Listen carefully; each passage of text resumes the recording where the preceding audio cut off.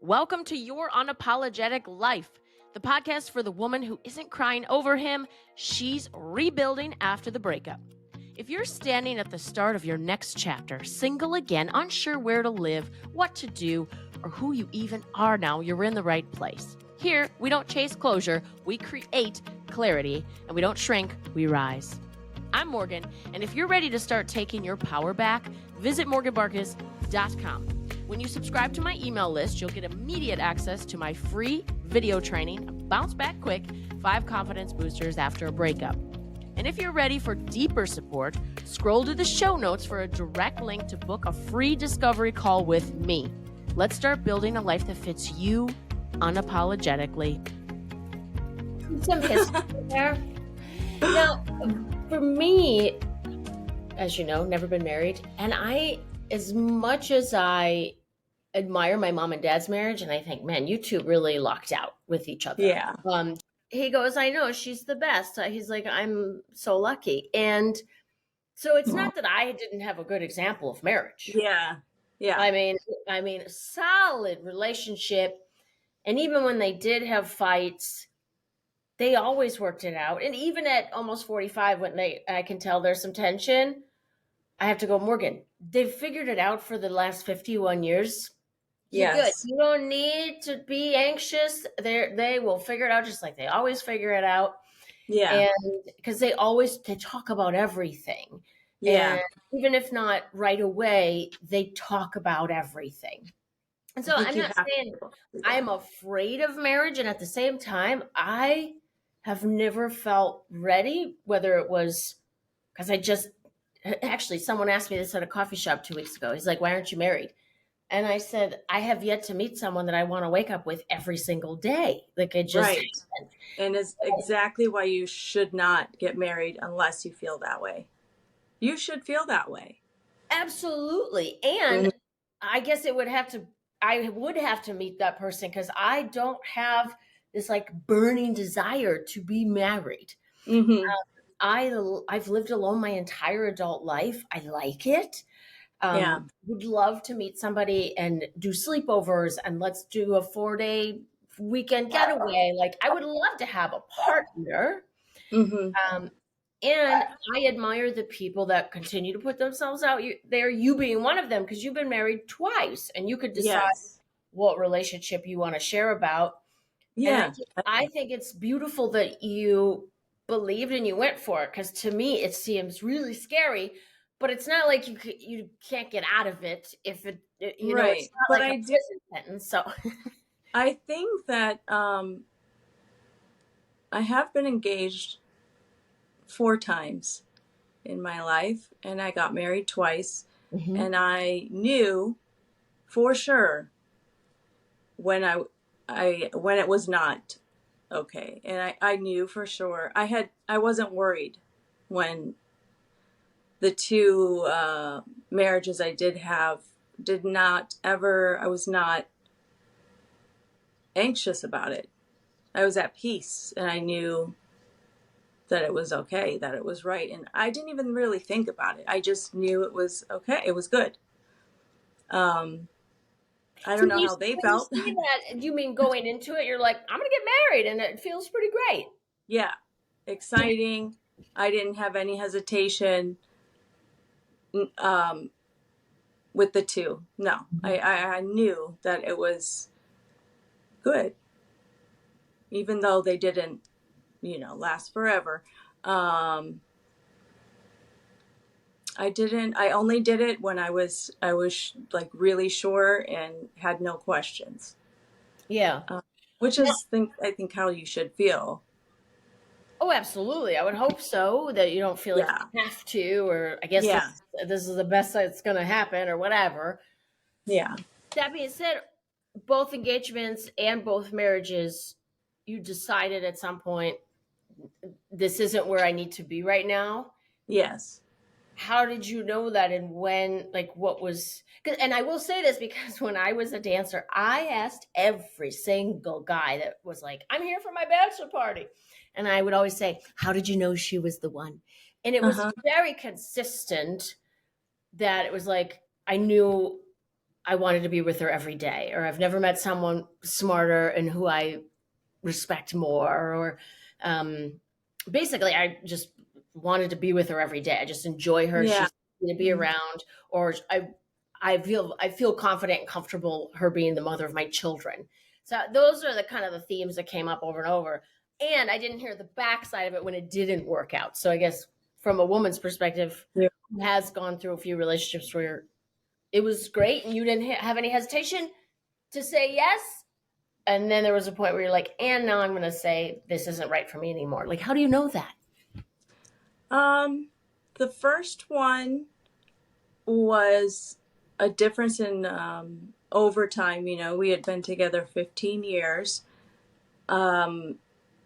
Was a difference in values, a change in values, and I realized I was compromising mine.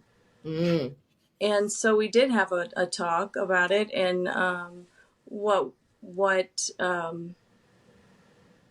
was going to be mandatory for happiness and things like that in both of our lives, and they were not the same. So I was the one that said ultimately, like, this is not for me. And then, you know, it was horrible. It was probably it was definitely, they both, I can't even say one was worse than the other. They were really, really horrible chapters to go through, a breaking up of a marriage. It was terrible. And really hard. But I knew that we were going in completely different directions, which didn't mean that we couldn't get along and be friends and the way we are. So I had to do that for myself, and I did. I always feel like, oh no, he did it, but actually it was me that said, this is not for me, and I'm gonna move on. It was very hard. With the second one, well, even though I was there to some degree, I guess I never really asked you how you felt, and like what was the day you said that, what was the feeling you had, and then a week later, a month later, like how did you walk through those feelings, and what were the feelings? I remember I came home from work, a night shift, and we were in the office, and I just had kind of like this epiphany, like something has to happen here. And he was already started working. I came home, I sat on the bed, and I remember asking him, you know, is this mandatory for your happiness? Like the way that he was going and the way that I was going, I wanted to know that for him. And he stopped and he thought about it and he said, yes. And I said, okay, I want a divorce. I'm not okay with that. And I did proceed to go to the bathroom and dry heave, and the whole physical part came out where I was just like, this is unbelievable, like just absolutely unexpected, but I have to do this. And I knew I wasn't going to be happy living along his terms, you know, which he wasn't forcing me to do anything, but I just was not, I knew it wasn't for me. So yeah, it was really, really hard. What did you do with those feelings? I mean, obviously you have the dry heaving and just the shock, like, oh my God, I just said the thing out loud and he said, okay, you know. Yeah, the okay part was the hard part, because I was like, oh, you're okay with that too. Well, I guess I have to do this because we're in agreement here. Well, and he's not going to fight for it. I mean, obviously you're not fighting. Yeah. Right. And so then we discussed me moving out, what we were going to do, make those plans. I definitely, every time I get in some sort of, like those 2 times, it always manifests in complete loss of appetite. I absolutely do not take care of myself. I get sick. Like it's horrible. That did happen. That same thing. It just, I lost a bunch of weight. I didn't ever feel good. I had no energy. Yeah. What do you think it was, anxiety? Because I know if something Tremendous. me something, if it scares me or feels uncomfortable, I lose my appetite too, because my stomach is just like, Yes, not but for that. it doesn't go away. It's like Oh. months. It's Ugh. that feeling, but it's months of it. Like, Whew. the second one was actually the second divorce. It's so funny. The second one it was actually worse physically. It was so unexpected. It wasn't like we were drifting apart, and I had no idea how this person had felt, I guess, for months. I would never have known. And it was just over, so immediate and final and unexpected. I lost 23 pounds in 2 months or so. Oh I my was goodness. really, really, really not doing well. That one was much more traumatic initially. It was so instantaneous. It felt, from outsider looking in, it seemed like a bait and switch. It was like a sunshine and I rainbow. She met an awesome guy. I'm so happy because, unlike me, you're out there dating and meeting people, and I'm so happy for you. And then it was like, wait, what? Right. Why? Mm-hmm. Yeah. Yes, and that's what it felt like. I did see, of course, now looking back, I did see red flags. There was always an excuse or a reason, and they were very valid. And I think I also probably made some excuses for them as well, when I should have like taken a step back. But I thought, well, even though we got engaged early, I thought, I have the whole year to get to know this person more. I'm not going to get married tomorrow. That's for sure. Yeah. So it was, close to a year before we did get married. And I did feel like this is right and good. And, even though I did have early on red flags, they didn't really stay. They were initial, and I thought, well, maybe I'm being a little jaded from my dating experiences and having been alone for so long.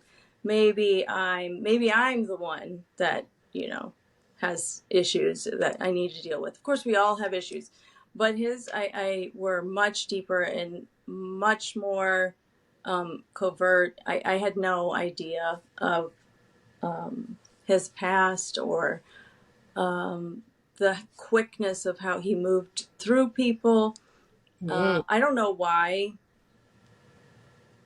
we lasted as long as we did, or why, I don't know. I think one thing I do know is that he had said he had reservations after the fact. After he had left, he did say he had reservations about getting married. And I thought, I would never get married if I had any. And I have been through that before, and I've called 2 engagements off, and I don't. I'm not going to try to please anyone else. If I'm not happy and I know this isn't right, I'm not going to do it. But I realize that not everybody does that. Some people just do go along, and I think maybe he did that, and I just didn't realize. I didn't know. He was not an open, emotionally open person. So me pushing for answers and asking questions was really, really difficult for him. And he would just tell me whatever, I guess, he thought I wanted to hear. And it worked. And I really, I feel bad, because that's somebody who really needs to work with themselves, within themselves. That's not my problem, and I can't fix those things. But it was an experience, and I learned a lot, and much better now. Much better. Well, yeah, you're a superstar. Now, post breakup, like early on, some women have said to me, I feel a mess, and obviously it sounds like you were in your own way without Oh, like losing your appetite and that constant yes. feeling of anxiety.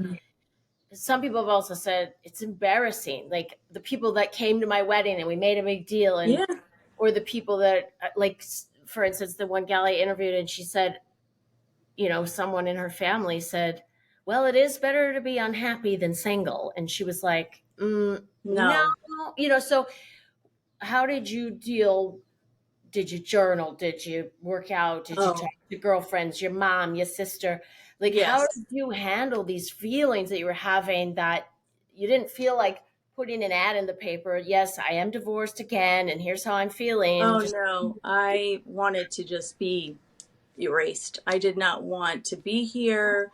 Again, it was just so sudden, and I just thought, how is this happening? I was extremely embarrassed. Like, how stupid I felt for maybe falling for this charade, and I felt like the whole thing was fake, and you don't know. You don't know what was real and what wasn't. mm-hmm. Because I didn't know he had all these feelings until after.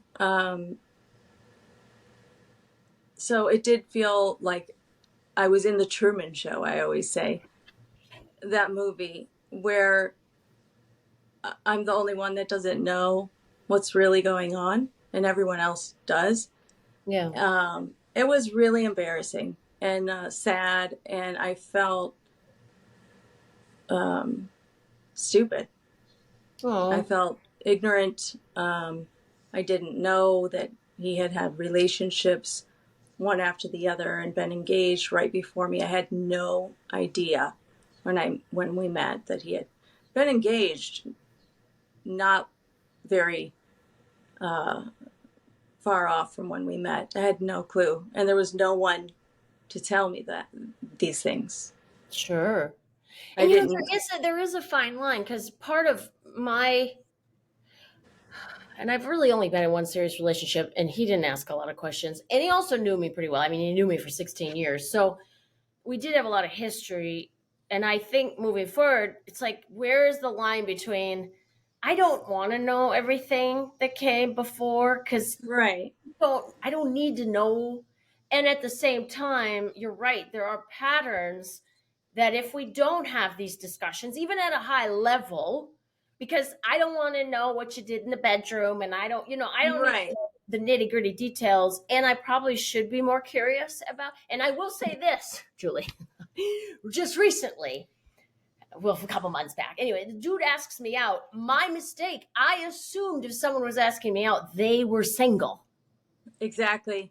And Can't I trust.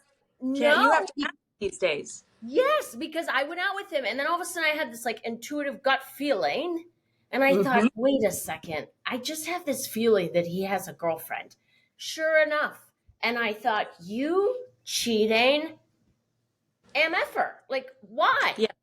Because now I feel bad, because I'm not trying to be a home wrecker, and two, why did you?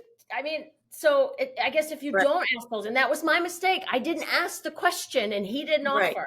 So But I that's think what I have come to get better. after What's women that? come after women. In that example, and in mine. I'm sure the person before me was like, "How she's so stupid." I didn't know anything, and the next one didn't know anything. Mm-hmm. It's I can't say it's just all men, because I know that women do this too, Mm-hmm. but there's only so much that you can find out about someone, and if you don't have mutual friends or connections, and Mm. there's no way to know these things. Although, did you hear about Yeah. what's it called, T or something like that? It's an app. I am on all of those, Well, because and now didn't they take it down or whatever, though? They suspended it because for some man found out, and he was upset that his information was on there. he was trying to sue over it, and it he didn't win. So it's there. I'm on it. I know a girlfriend of mine, she said it to me, she's married to a wonderful man. And she's like, did you know? And I said, girl, I knew this was out here. Oh yeah. Yeah. There are, I think I'm on, I don't know how many groups on Facebook. Are we dating the same guy? Oh, really? I didn't. And pictures. There's a lot on there. People I know, men I know. Oh. Mm-hmm. Yeah. Is it nationwide? Like we could just search anybody that we know? You could probably do a search and find out if anyone posted about that person. Girl, offline, we might have. Yes, because there are things that you agree to when you do get into these groups. You are not going to be screenshotting, sharing, talking about anyone you see on there. That's a no. You can't. You can speak on the platform about the people, and if you know something about them, you can be anonymous when you reply.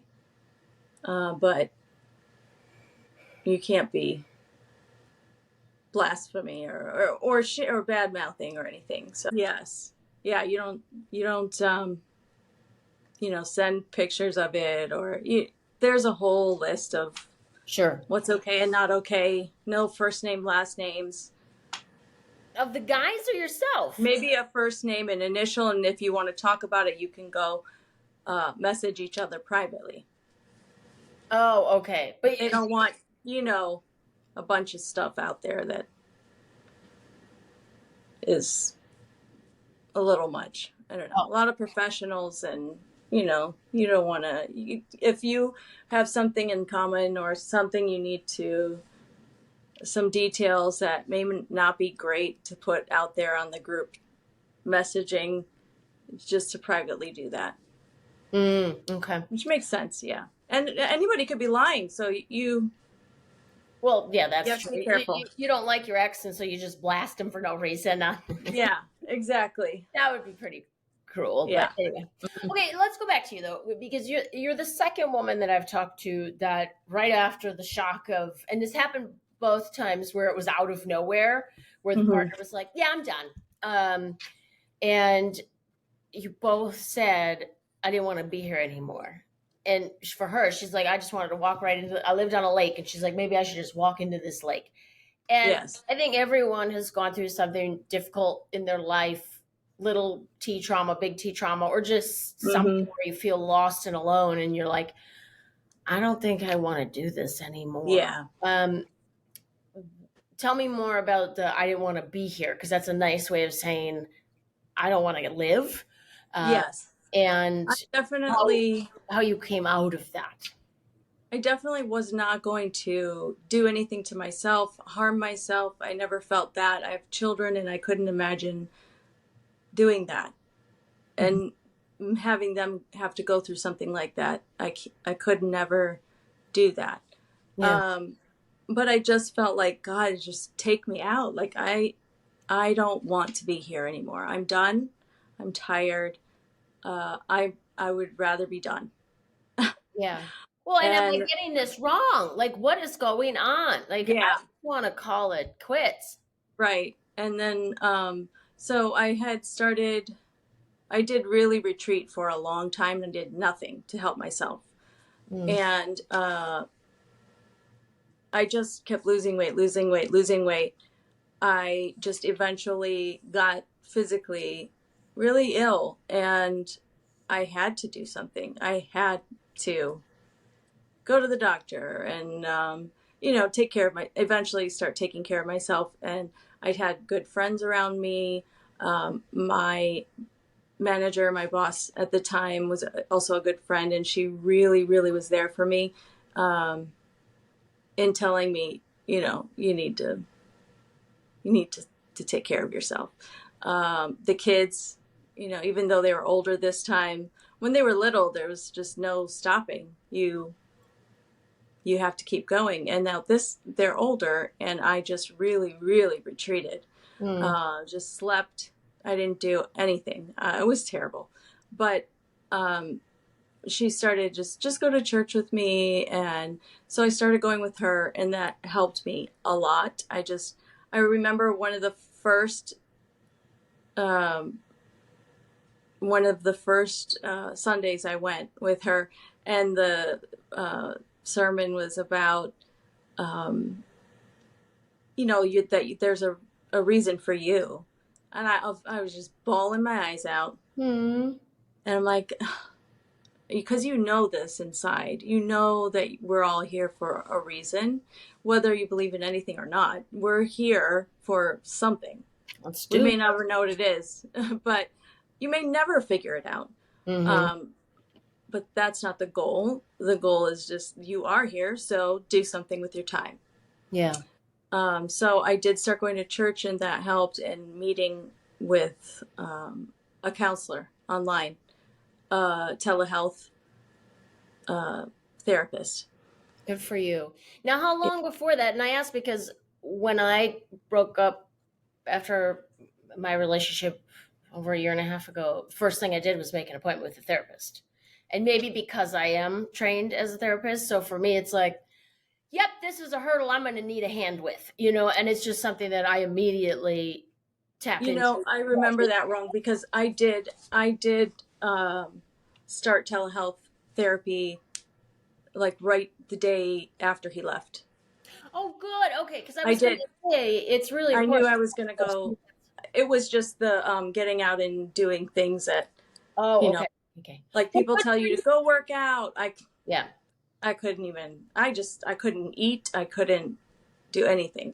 I would, and it was telehealth, so I could just lay in bed, and she really helped me a lot. I think my first session was the day after he left. I knew it was going to be bad.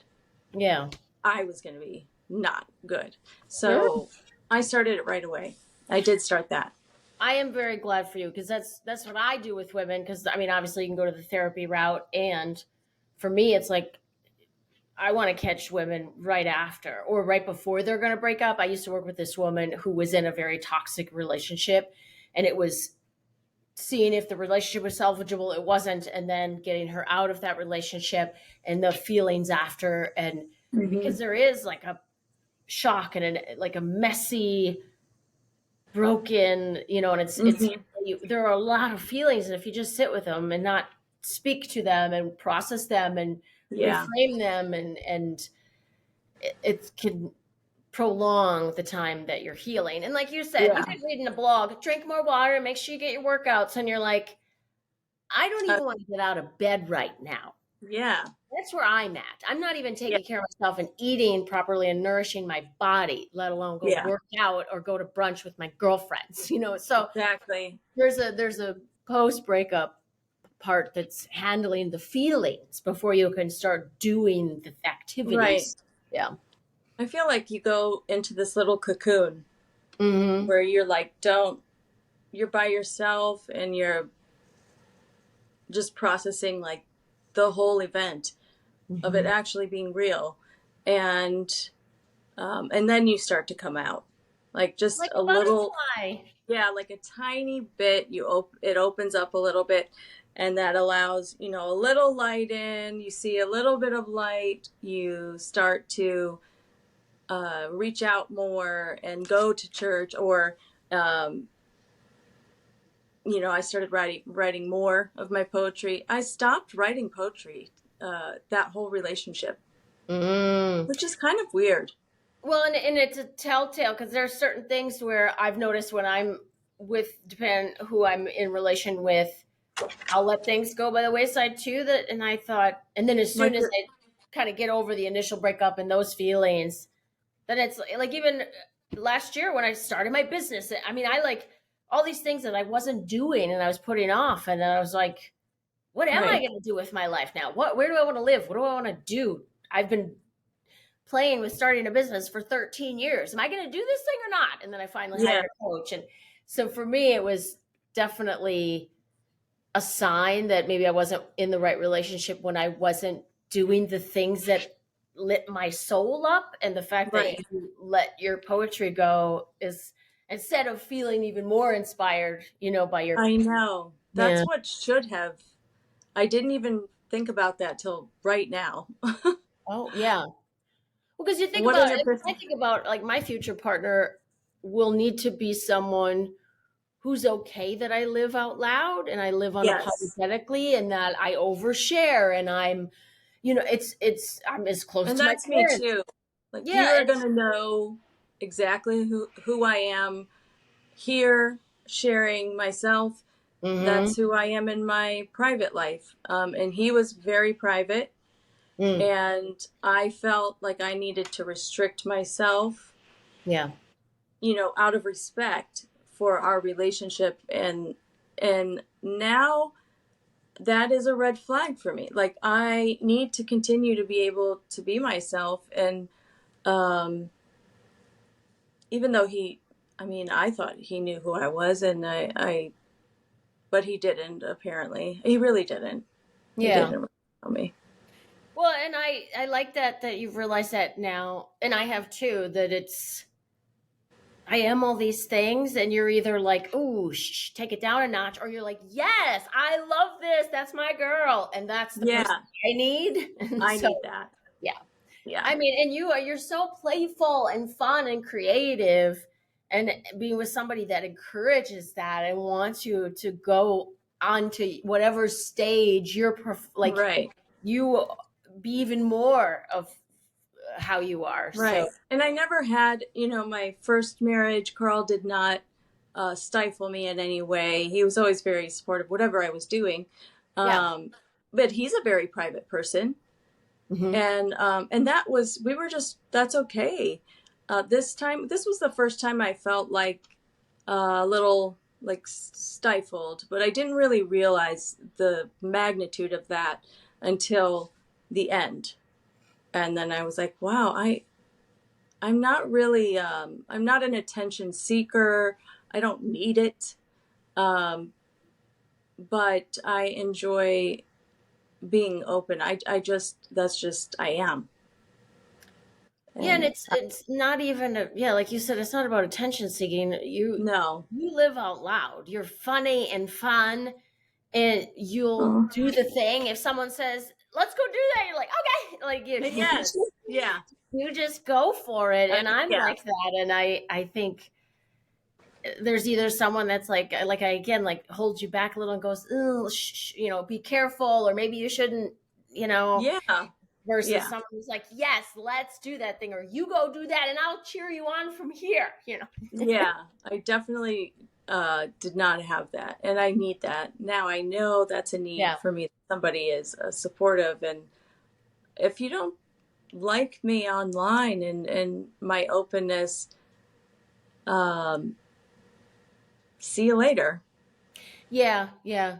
Well, and even if someone is more Reserved. reserved than I am, that's fine. And Yeah.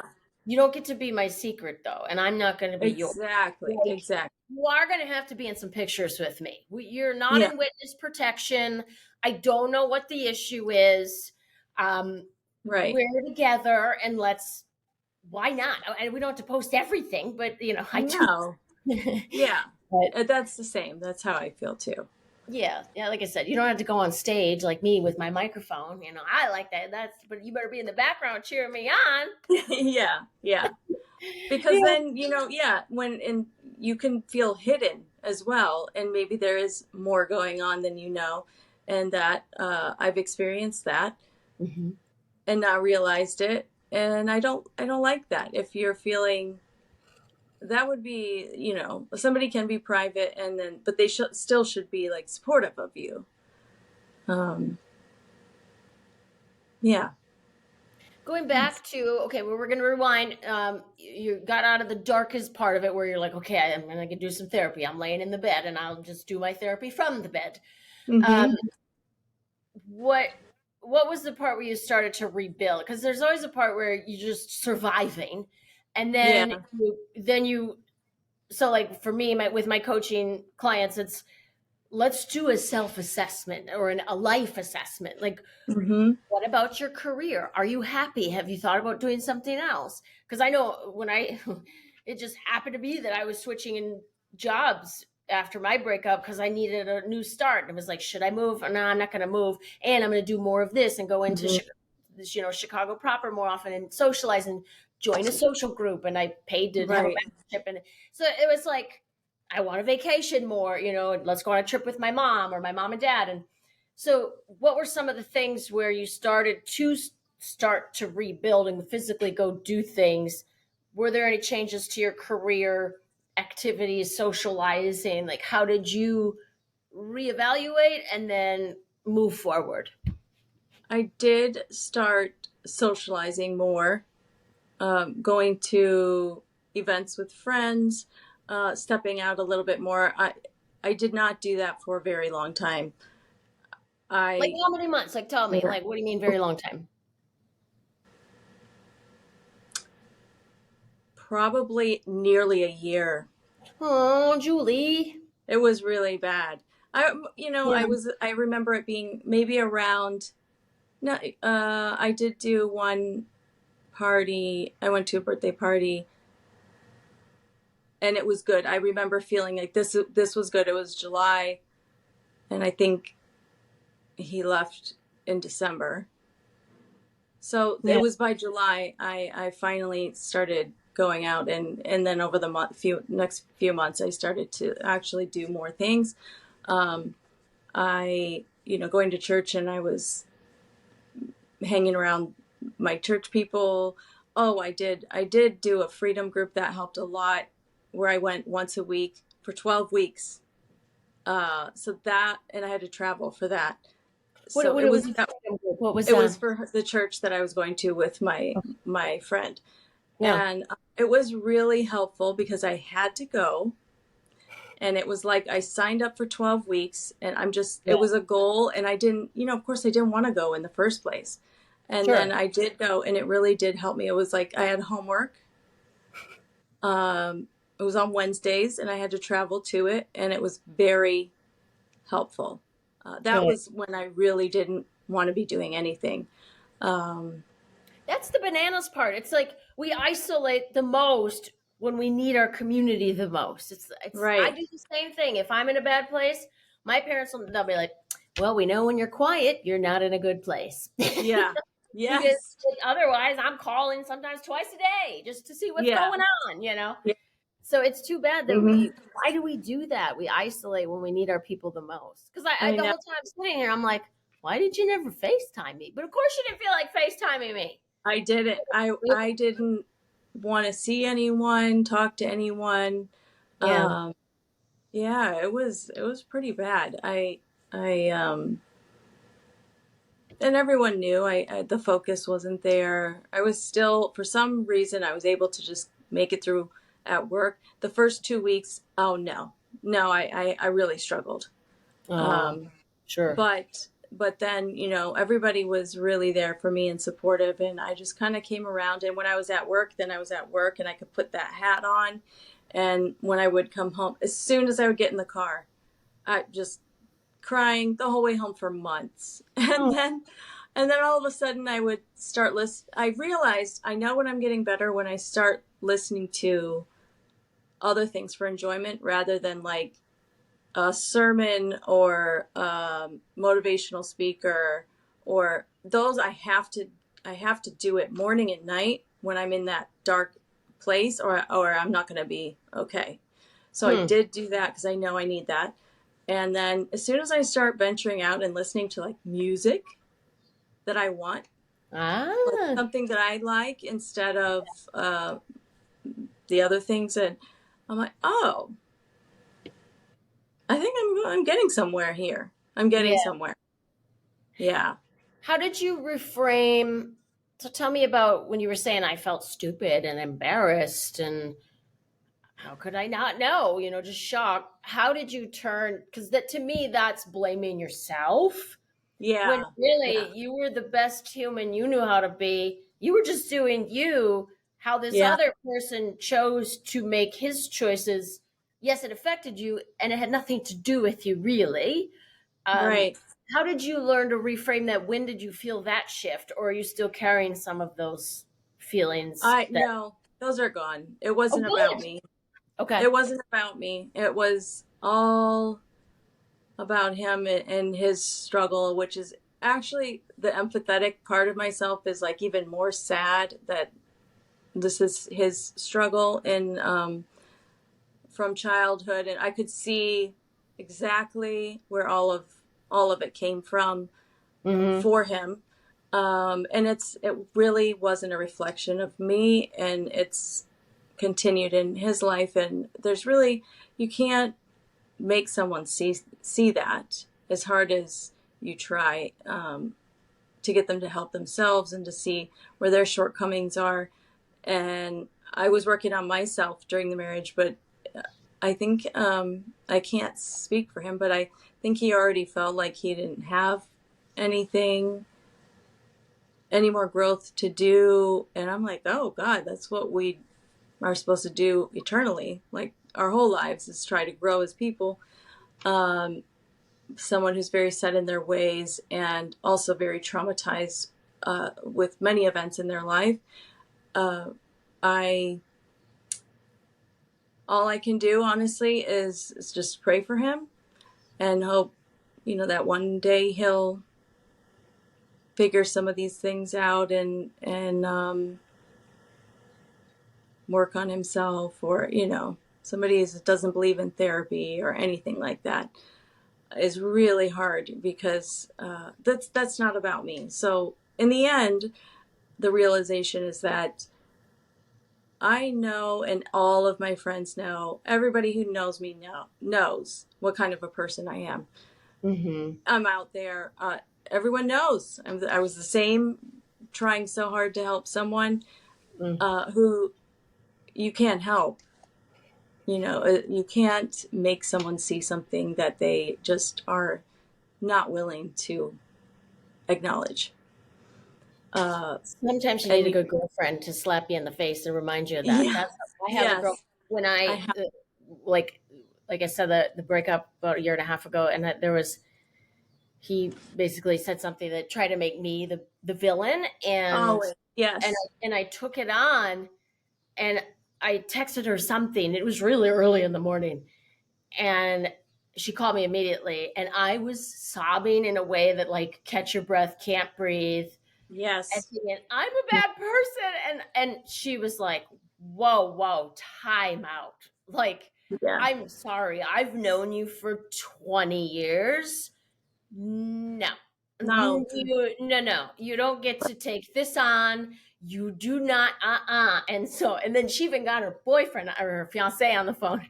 And he's like, Morgan, he's like, I know, I don't know the whole thing, but just speaking from a man's perspective, and it was just, yes, I was like, okay, and it was just, I needed someone to like, yes, you need to take it down a notch. You don't get to carry all of this blame, because no. Like, it took two people, and you don't have to carry all of this. And I'm sure I wasn't perfect by any means, and no, and that's the thing too. All my fault, So yeah, is the part that I would never want to badmouth anyone. I don't feel like that is something I would do. I have things to work on too, of course. Yes. Me too. Yeah. But I was working on them, and I continue to work on them and acknowledge those things. Well, there you go. You were just saying it. If someone has to, want to. I mean, if someone said something to me like, "Hey, Morgan, hey, when you say this or you do that, it makes me feel X, Y, Z." Whoa, okay. I'm sorry, and I'm not going to say I'm going to get it perfect over and over. And I'm willing to listen, take the feedback, make the change, go to therapy if I need to. So yeah, both people have to be willing to do that. And again, even if it's not even if you do that though, and it's not a match, like you said, your first marriage, you two were really great friends. You were great friends, and you're both wonderful people. And then it got to a point where it was no longer a match, and that's right. There's no. That's it. Yeah, it's just that's okay. And that was over time. It was not an immediate thing. It was. That's a little different. What did you call it? You said there's a name for the spousal abandonment. Is that what it's called? Oh, what did I say? I don't remember. You said that there's something that it doesn't happen a lot, but you gave it like a name or something. I don't remember. Anyway. But this one, this was traumatic. It was. Okay, so it took about a year. I mean, you did a little birthday party and like 6-ish months later. And when did you, like, what were the things that you started to do where you started to feel like yourself again? Because now I get to see you and you're doing your TikTok and you're back in your poetry. I'm and back out. Yeah, I'm being myself. I'm writing and putting it out there. I'm not afraid of anyone seeing it. I hope they do. I did everything I could in the relationship and after the relationship to better myself. And that's just like such a big thing for me, to keep working on myself. It's the goal is just always to elevate, to keep trying, to keep working on yourself, to understand yourself more. I realize I need a cheerleader. I also need someone to be a leader in my life, because I'm tired of leading at work. You're in charge of people and patients. At home, I'm in charge of kids. I need someone else to pull that role. That would be nice. I'm very in my masculine all the time and having to do everything for myself, my children. I own my own home, independent, but I don't want to have to be like that all the time. So that part, he greatly achieved, to be the leader in my life. And it was hard for me to give up and fall into that feminine role, but I know how to do it now. I did not before. Cool. Well, there's a lesson learned, at least, that you can. I learned a lot. Yeah. I did start to work out, started working out, doing physical, anything, even like, I've been watching you and like, just move, just do a little something, even if it's just stretching, doing something, every day. I do that. It's really like the writing, then getting out and making plans for my future and travel, which I'm making plans to do those things, and I'll be by myself. But I'm okay with that. I don't really have any interest I'm not seeking anyone. I always was before. And now for the first time, like it would be nice if I met someone, but I'm not trying. And I don't really have that as a goal anymore. I think just trying to be happy and find what makes me happy. Yeah, I was just going to say, for me, it was going to do things that I enjoy. And I'm always like on the lookout for a new girlfriend or a guy that I'm interested in. And it's like, and if I don't, I'm here and I'm enjoying myself. And even yesterday, I was in my journal and I was like, when I'm PMSing, so I was like, I'm feeling kind of like low and bad about myself. Yeah. And I realized I do want to socialize more because I am extroverted in that respect, where it's like I get energized around people. Yeah. And I thought, what do I want to do? And I thought, I would love to go to art gallery openings. I don't know why, but I see them in movies and on shows, and I just think, I want to go to an art opening. And I got an email list of 2 different places that do events at art galleries. I was like, I've always wanted to be in a book club. And I found a book club online in Chicago that they meet once a month, and it's like called Badass Bitches Book Club or something like that. Like, well, I want to go to that. And so that sounds right up your alley. And I just thought, if I continue to do things that I want to do, and a few months ago, I met somebody who I was at a house of music event, and I'm dancing, and I was having a great time by myself. And then I happened to meet somebody that I vibed with. And even though we weren't a match for a relationship, I was like, now here's the energy level of a man that I need. Like somebody who pays for VIP, who will pay for anything I want, and be like, what do you want? And also just like, has the energy level I have, has the vibe I have. And I was like, okay, thank you, universe, for this lesson. Yeah. There are men Yeah. like this out here.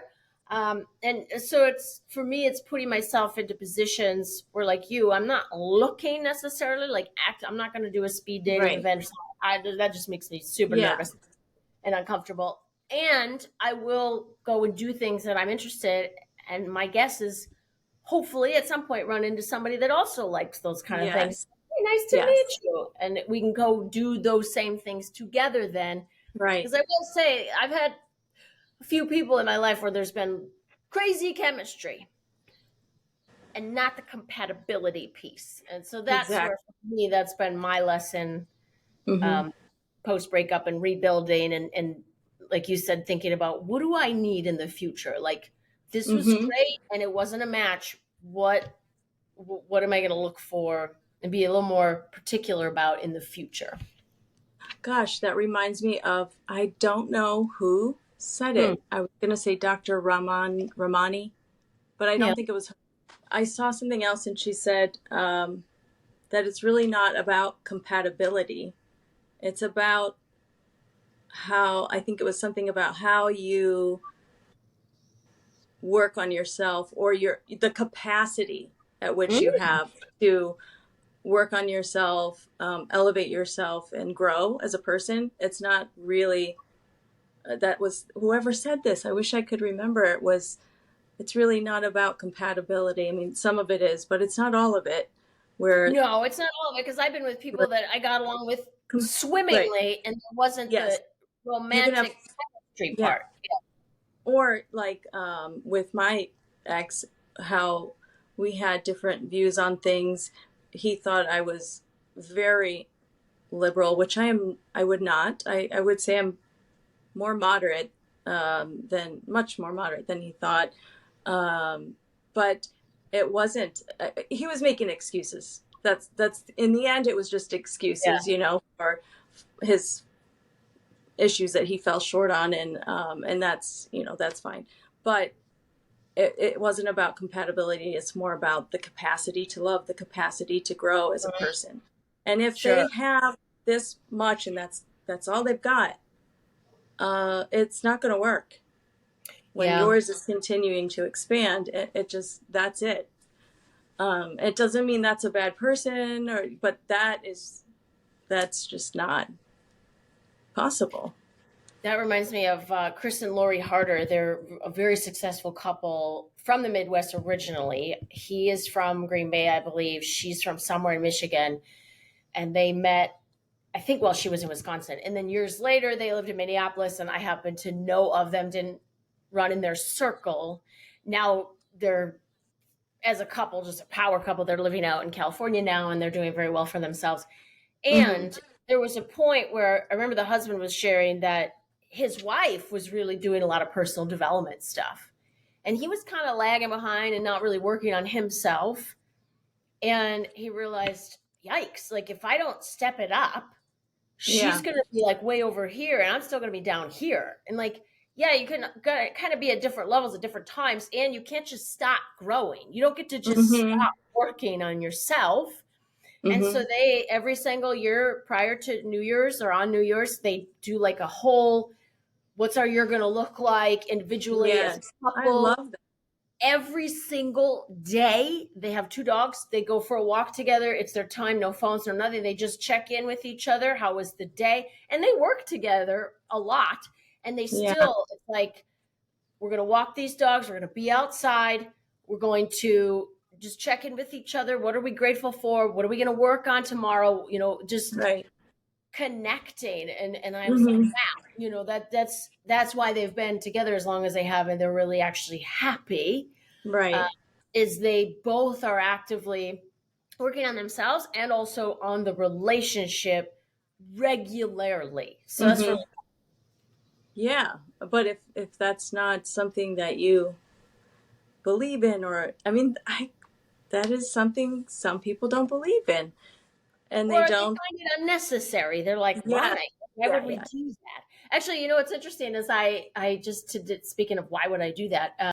This is little thing in a relationship that I will look for in the future. There's a guy at the gym, and we're just friendly. It's not anything more than a friendship, and we've known each other for over a year. And you see, hey, how's it going today? Quick check-in, chat. Okay, bye. Have a great workout.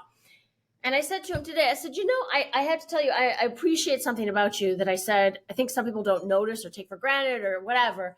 I said, you come across a lot of people. It's certain people, when you see them, they smile. Like as soon as they see you, they're like, oh, and it's like, just, and it can be romantic or not. It's just this like, oh, there you are. And it's a smile.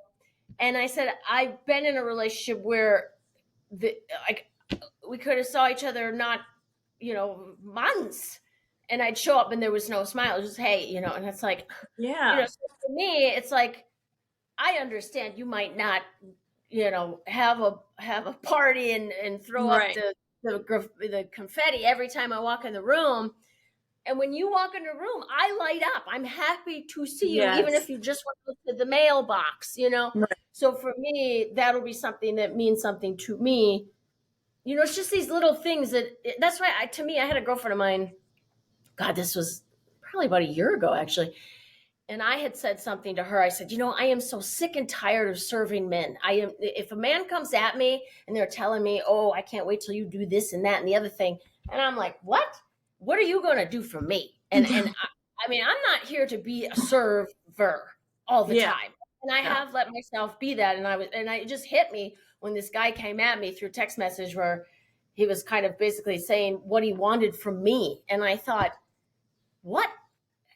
I got to reset this plate because this is not, and I was telling her this, and unbeknownst to me, she ended up breaking up with the guy she had been seeing for, I think, over a year. It was very casual. They didn't live in the same place. And she realized, like, when she asked him, like, what are we? Like, are we in a relationship? And he was like, no, like, this isn't what this is for me. Oh. And it hurt her so much. And she said, how could I do this? Why did I waste so much time? And I said, it's never a waste of time. And I actually did a YouTube video about it. And it's my number one video. It's got, like, my videos have like 79 views and 13 views. This one has over 11,000 views. So obviously there's people out there that are like, did I just waste my time in this relationship? No. And I don't think, and I don't care if it's a love affair that lasted one date or a love affair that lasted 5 years. There's a lesson to be learned. And you pick up these little things and go, that was good. And next time this is something I'm going to look for in the future when I meet someone, because this is something I've realized I need. Right. And so it's not easy dating. And like I said before, I give you a lot of credit because I feel like you're more tenacious than I am in that respect. And I feel like good for you. Like you really, you put yourself out there and you give it a go. And if it doesn't work out, that's sad. And look at how you rebuilt. And when you think it can get worse and you don't want to be living because you're like, I'm tired. I don't want to do this anymore. And look at you now, Yeah. Yeah, I still feel now. I mean, I have a lot to offer. Heck yeah, you do. So.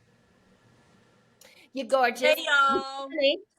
You're funny. And you save lives.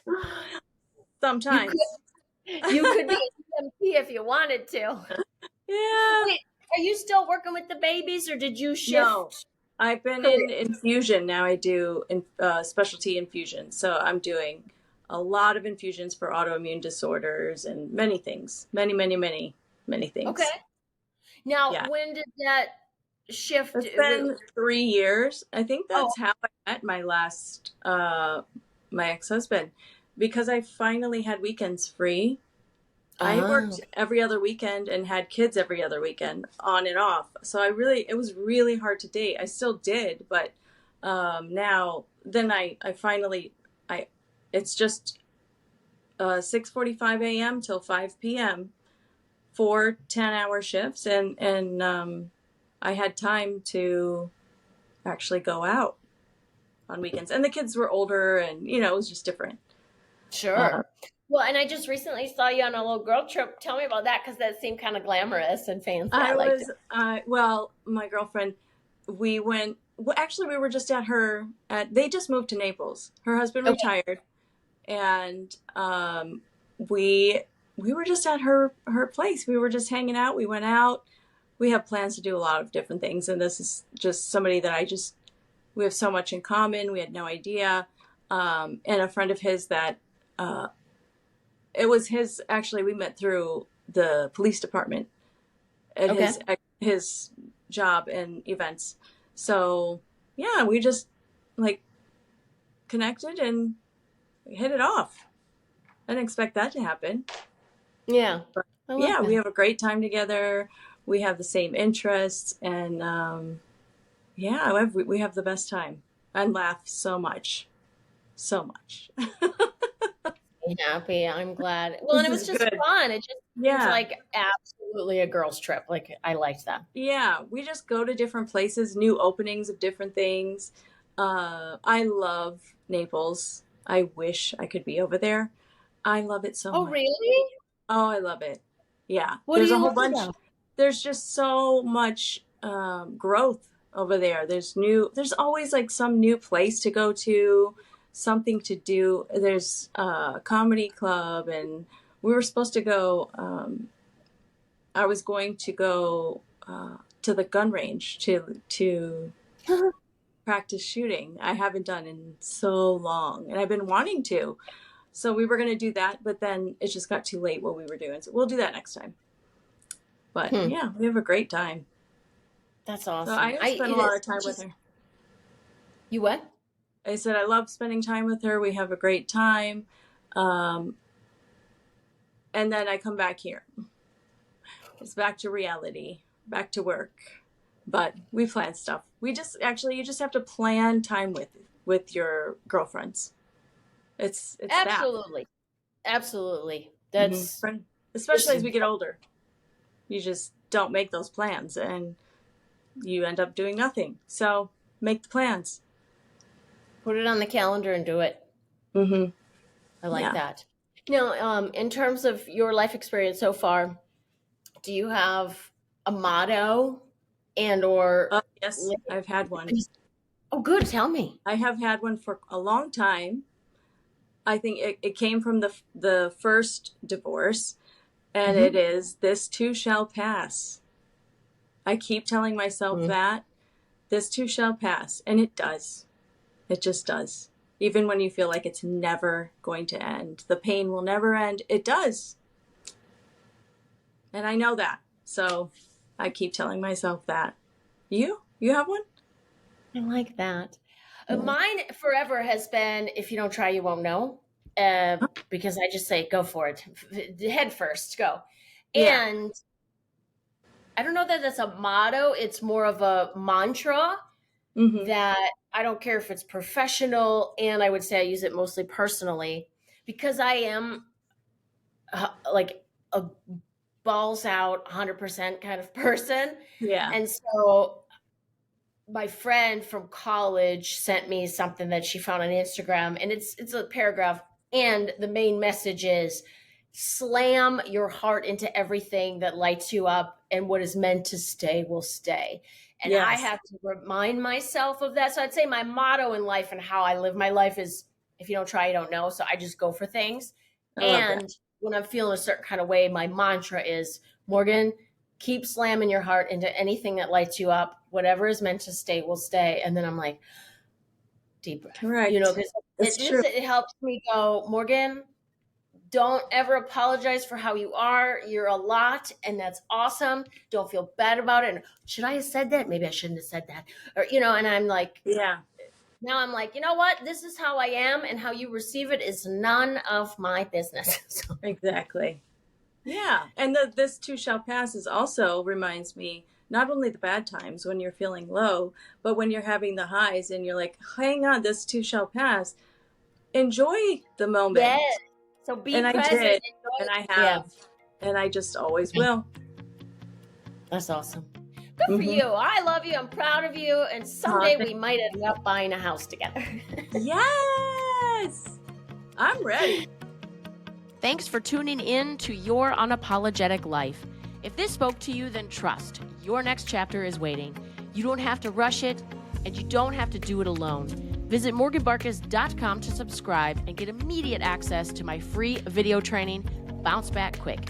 It's your first step to feeling grounded, confident, and powerful again. And if you're ready to work together, you'll also find a direct link to book a free discovery call, either on the site or right here in the show notes.